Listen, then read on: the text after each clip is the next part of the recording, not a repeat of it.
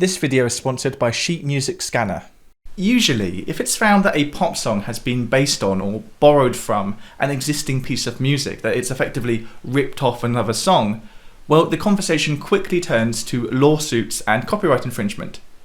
But songwriters that rip off classical music, that borrow from classical pieces of music, don't have to worry about this.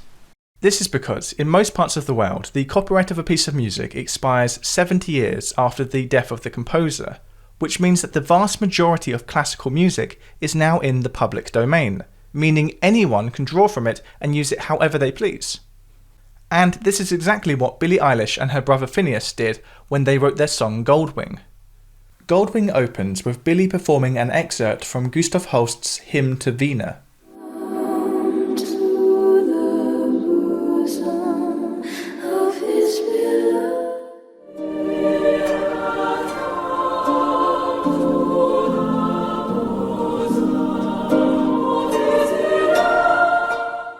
The song's title, Goldwing, is actually taken from Holst's lyric.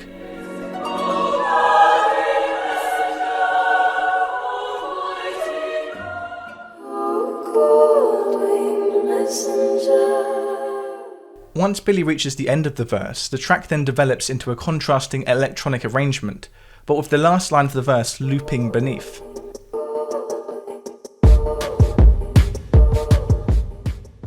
And in fact, these words that Gustav Holst set to the music in 1912 are actually an English translation of an ancient Sanskrit hymn, taken from the Rig Veda, one of the main texts of Hinduism. So this new pop song is based on a piece of English classical music, which in turn is based on an ancient Indian hymn.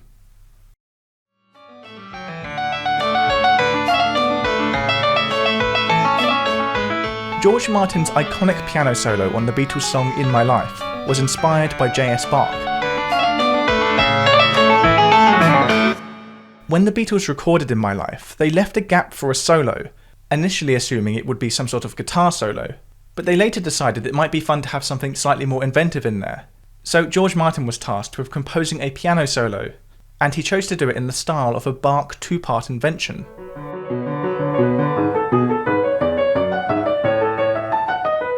Inventions are short keyboard-based pieces, often used as exercises, and will generally feature counterpoint, where you have two different melodies working against each other.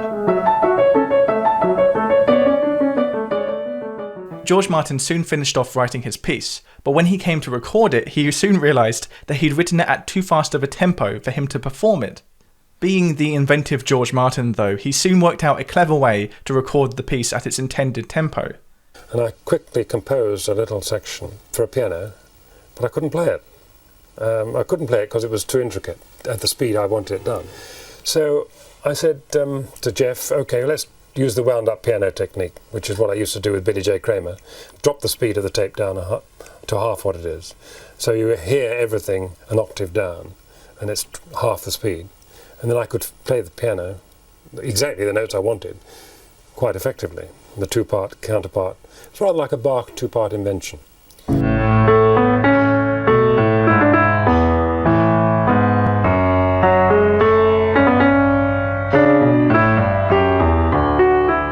then when you bring the tape back up to normal speed, the octaves come back again and the speed comes back again, and it sounds rather like a harpsichord. We did this while the Beatles were absent, and I played it to John when he came back, and he was knocked out. He said, that's great, fantastic, we'll keep it in. It's well known that prog rock owes a lot to classical music. Countless prog rock tracks have been inspired by classical pieces. For example, Rush's 2112 is inspired by Tchaikovsky's famous 1812 overture. This lineage is most clear here, where Rush directly quotes the main theme from Tchaikovsky's 1812 overture.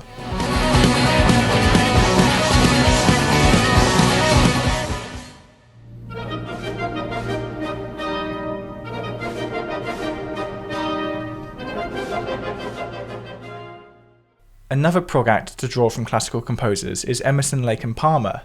On their track Knife Edge, for example, they not only lift from the first movement of Leo Janáček's Symphonetta,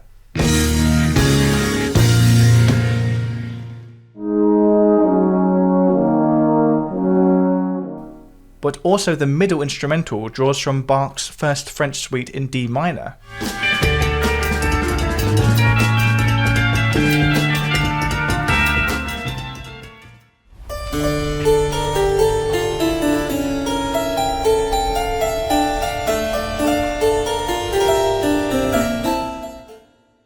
And another prog band to lift from Bach is Genesis. Their track Horizons lifts from Bach's famous Cello Suite No. 1.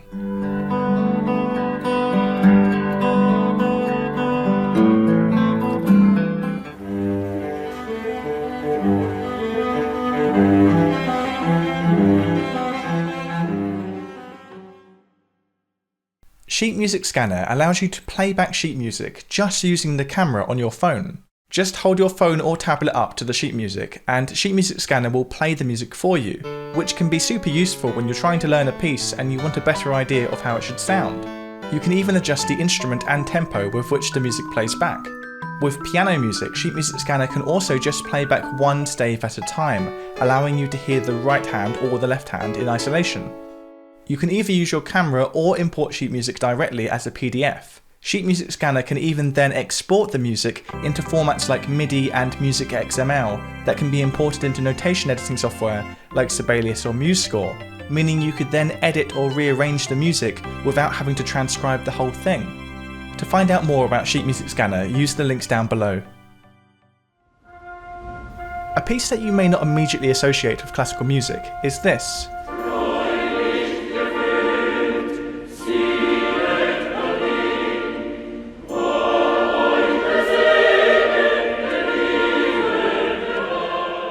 This is the Bridal Chorus, written by German composer Richard Wagner in 1850. Working this melody into your song is a surefire way to evoke the idea of a wedding. And this is exactly what OutKast did on their hit Miss Jackson. The first couple of bars of the Bridal Chorus get quoted outright at the 3-minute mark of OutKast's Miss Jackson. Without a pad on, you left the straddle and ride this thing on out. And the union girl ain't speaking no more cause my dick all in, I'm out. But before this point, we actually hear Wagner's melody in an adapted form. The piano hook that features in the intro and chorus is based on the Bridal Chorus melody. We can see that both melodies begin the same way, however then diverge in the second bar. Yeah, this one right here goes out to all the babies, mamas.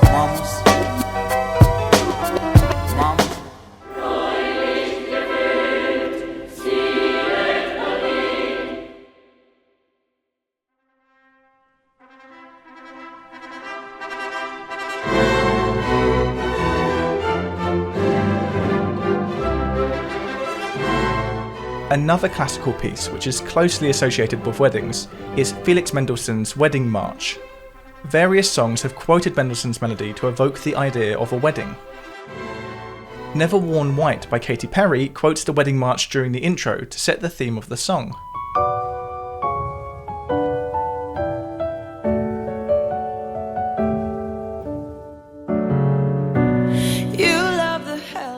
And 10cc worked the Wedding March into their song Honeymoon with B Troop.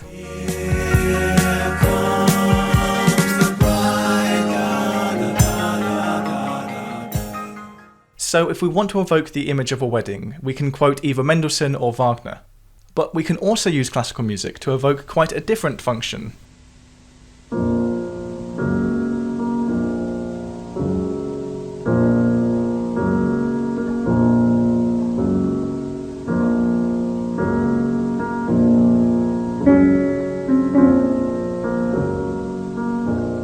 Chopin's Funeral March has been used by various songwriters to cast a gloomy, morbid tone over a piece of music. DJ Shadow's Three Ralphs opens with the famous Chopin melody.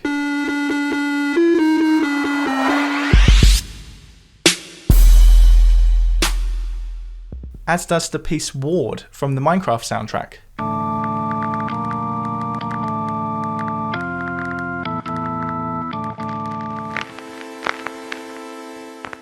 And Duke Ellington's Black and Tan Fantasy ends with a dragged out quote of the melody.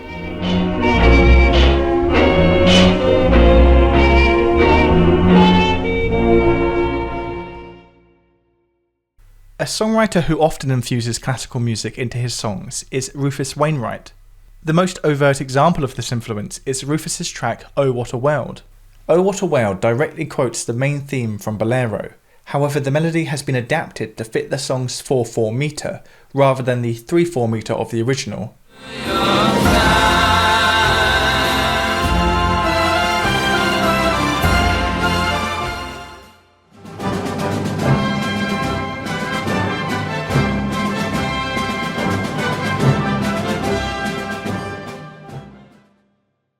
One of the most widely recognisable melodies from classical music is the opening theme from Beethoven's Fifth Symphony.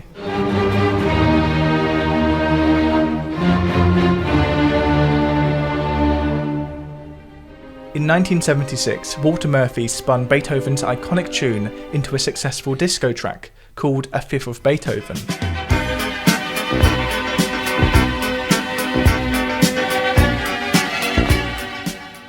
And then in 2012, this disco reworking of Beethoven was then once again reworked, this time by Robin Thicke for his debut single, When I Get You Alone. See, all these illusions just take us too long. So this is another example of how all music is ultimately inspired by music that came before it. This is actually the 6th video I've made looking at pop songs and rock songs that borrow from classical pieces of music.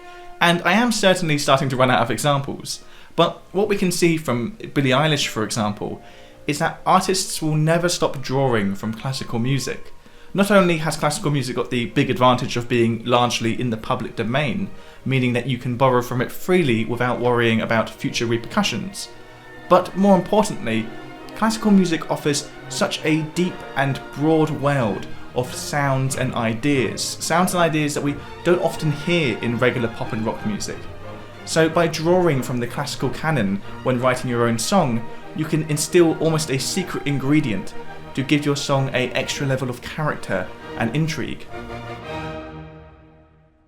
And thank you as always to all of the patrons who make my videos possible, including the names you see on screen right now, and Andre Sainz Diaja, Andy Deacon, Andrew Sussman, Austin Barrett, Austin Russell, Bob McKinstry, Boo Madale, Brittany Parker, Cam Allvilla, Colin Aiken, Chris Cabell, Christopher Ryan, David Bennett's Hot, David Rivers, Donald Howard, Dr. Darren Wicks, Eleanor Skorchenko, Eugene Leroy, FD Hodor, Greg Karbowski, Gilda Latona, Hamish Brocklebank, Hernick Kutcher, Hugo Miller, Ivan Pang, Jake Fisher, J.A. Kokensparger, John Dye, Josh Kadomchen, Josh Sanderlin, Justin Vigor, Mark Sidetera, Mark Ziekenhagen, Max O'Keefe, Melody Composer Squared, Melanie Schonert, Michael Vivian, Nathan Lawrence, Nathaniel Park, Nick Chang, Paul Middleton, Paul Miller, Paul Pazel, Peter Dunphy, Richard Pride, Roger Clay, Sadia Carone, Sean Kennedy, Steve Daly, Stephen Lazaro, Tim Beaker, Trisha Adams, Tim Payne, Victor Levy, Vidad Flowers, Vladimir Kodakov, Volti, the Washington Shakespearean Festival, Waylon Fairbanks, and Zaphod.